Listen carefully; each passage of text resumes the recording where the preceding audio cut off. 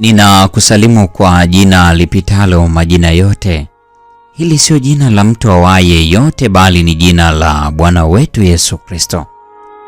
Ninakualika katika mfululizo wa masomo ya kesha la asubuhi. Huu ni mwaka wa 2026. Mada kuu ikisema Baba yetu anajali. Mwandishi wake akiwa ni Ellen G. White. Mwezi huu wa Januari tunaenda kuiangazia mada kuu isemayo wana na binti za Mungu. Na leo ni Januari 19. Tuombe. Takatifu Baba yetu na Mungu wetu ketie mahali pasiri juu mbinguni, jina lako litukuzwe sana. Asante kwa sababu ya neema yako. Asante kwa sababu ya ulinzi wako. Asubuhi ya leo tumekuja miguuni pako tukiwa ni wa dhambi. Tusamehe dhambi zetu. Tumekuja kwako tukihitaji utakaso, ukatutakase. Turehemu, ututie nguvu, ukatubariki na kutuongoza.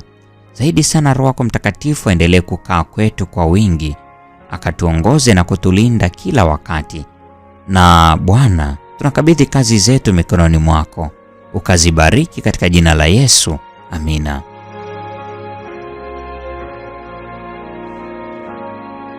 Januari 19, mada ikisema tabia makini huhakikisha afya bora. Yeremia 30:17 imeandikwa, maana nitakurudishia afya, nami nitakuponya jeraha zako, asema Bwana. Akili haichoki wala haivunjiki mara kwa mara kwa sababu ya kutumiwa kwa bidii na kusoma kwa bidii, kama inavyokuwa kwa sababu ya kula chakula kisichofaa kwa wakati usiofaa na kutojali sheria za afya. Kula na kulala kwa wakati usiopangiliwa hudhoofisha nguvu za ubongo. Mtume Paulo anatangaza kwamba ili mtu afanikiwe kufikia kiwango cha juu cha uchaji Mungu, lazima awe na kiasi katika mambo yote. Kula, kunywa na kuvaa vyote vina uhusiano wa moja kwa moja na ukuaji wetu wa kiroho. Afya ni baraka ambayo wachache wanaithamini. Wengi wanakula wakati wowote bila kujali kanuni za afya. Kisha utusitusi huifunika akili. Watu wanawezaje kuheshimiwa kwa kuangaziwa nuru ya Mungu wakati wao ni wazembe sana katika tabia zao? Wasiojali sana nuru ambayo Mungu ameitoa kuhusiana na mambo haya. Uzima ni amana takatifu ambayo Mungu pekee anaweza kutuwezesha kuitunza na kuitumia kwa ajili ya utukufu wake. Lakini yeye aliyeunda muundo wa ajabu wa mwili atajali kwa namna ya pekee kuutunza vyema ikiwa wanadamu hawafanyi kazi kwa makusudi tofauti pamoja naye. Afya, uzima na furaha ni matokeo ya utii kwa sheria za asili zinazoongoza miili yetu.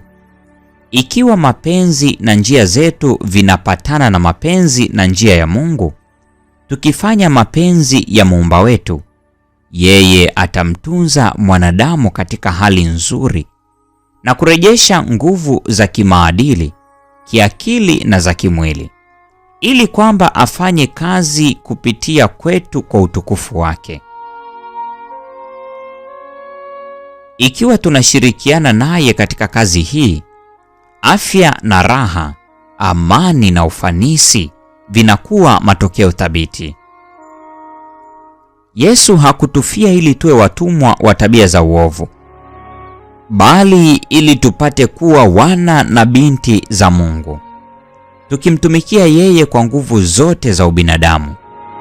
Rafiki zangu wapendwa, songeni mbele hatua kwa hatua hadi tabia zetu zote zipatane na sheria za uzima na afya. Leo ni Januari 19, mada ikisema tabia makini huhakikisha afya bora. Na kwa nukta hiyo, mpendwa wa mfuatiliaji wa mfululizo wa masomo haya ya kesha la asubuhi, ndio tunakuwa tumefikia tamati ya tafakari ya somo hili siku ya leo. Neema ya Bwana wetu Yesu Kristo, pendo la Mungu na ushirika wa Roho Mtakatifu dumu kwa pamoja nasi sasa na hata milele. Amina. Mchana hauishi, mji mzuri, mji hautapita, na hapana giza.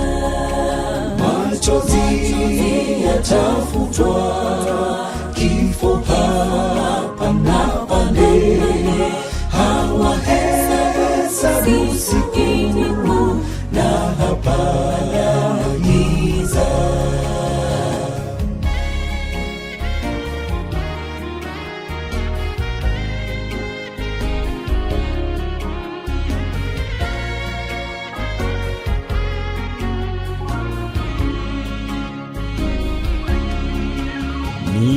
Milangoni ya lulu, mjini mzuri, dhahabu njia zake, na hapana giza.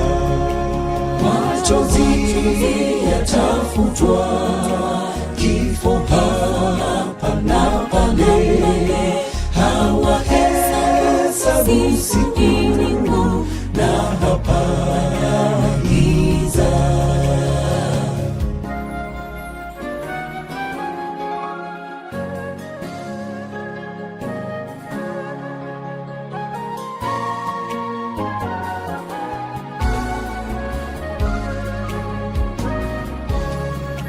Milango haifungwi mjini mzuri, mtoni wa uzima, Na hapana giza.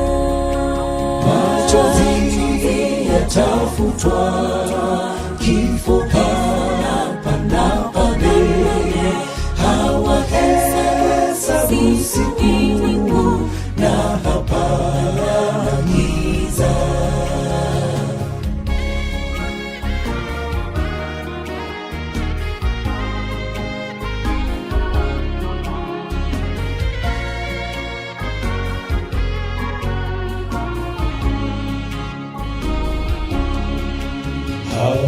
Hawahitaji jua mjini mzuri, Mwana-kondoo nuru, na hapana giza.